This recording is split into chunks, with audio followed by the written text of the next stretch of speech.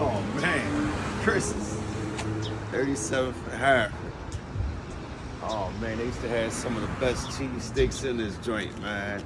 I'm talking about we used to have the basketball games and everything. We come right here to Chris's, man. 37th and half. Coming down here brings back so many fond memories. I mean, me and my homies would hang out. We would horseplay, do some harmless acts. Just growing up as kids, man, young kids, you know. But overall, man, I love coming down here because it brings back so many good experiences that I had growing up. I was here before, is the words that I uttered to my young adult offsprings. But leave it up to them. I was just discovered this past spring. Trying to provide them with choices, along with understanding their skills and temperament can be kind of challenging as you try adapting to, while at the same time staying firm in your beliefs and values. Making that movement from adolescence to adulthood takes time and patience. You have to listen to your young adults and at times remove your thought process from when you were a young adult. Times have changed, though times remain the same, maybe at a faster beat, when laying down a foundation of health, education, respect in the home, and dealing with the community, as we call the streets.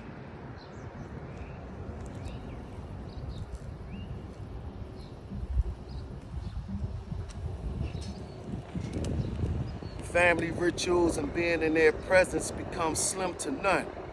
But as a caring parent or guardian, we must continue showing appreciation and affection and not becoming envious of their transition because of how it's done. We hold fast to the notion of being there before, trusting upon our experiences to navigate their experiences, which at times leads to the road of destruction, with one of the other proceeding out the door. Our words of wisdom and how we demonstrated the importance of hard work and determination, along with setting rules and boundaries, all we hope is that they will apply them. Showing him and her ways of transitioning into adulthood isn't easy, being that you have to expect mistakes, knowing that there are bad things out here in life. But as a caring parent or guardian, we don't gravitate towards sharing the bad versions of ourselves, understanding that we are viewed upon as role models in the sights of our offsprings, not wanting them to emulate any substandard past things of our life. I truly believe all unpleasant encounters aren't taught to us. We experience them as they expose themselves to us. Listening and being fully engaged in your child, no matter how good or bad the outcome may appear in one's eyes. Stay on the course of love for your offspring, never throwing them to the wolves of this cold world, because at the end of the day, it's your love that's going to propel them to soar as high as the stars in the sky.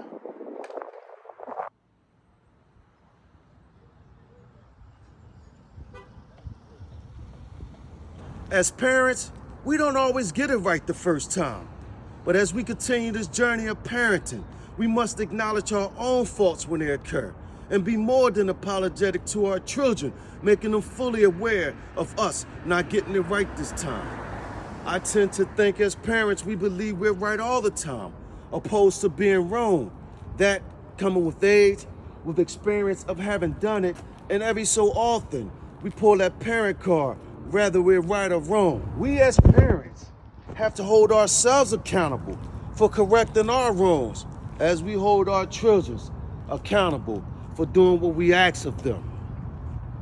Being a parent isn't easy.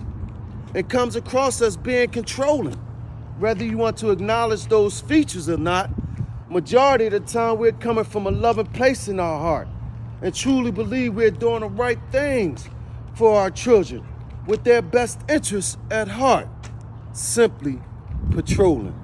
We have to allow our children to grow at the pace that they're comfortable with and not expecting them to mature as fast as we once did. Or in some cases, they may mature faster than you have, and you're trying to slow them down because, again, it wasn't how you did. As parents, can we still love our children if they don't like us, respect us in the sense of who we are and what we've done for their lives? They go on about living life without showing any type of remorse or exhibiting any kind of love for us. As parents, even as human beings, is there a reaching point for saying enough is enough? Or is that option not available to us, egged on by guilt? While being confused and hurt, I ask you, do we still stay on the course of loving our children unconditionally, even if they despise of us? Say we flip that coin, and we don't like our children because of their ugly ways and bad habits. Again, I ask you, do we still wholeheartedly love them, despite of what they've done and the agony they may have caused us?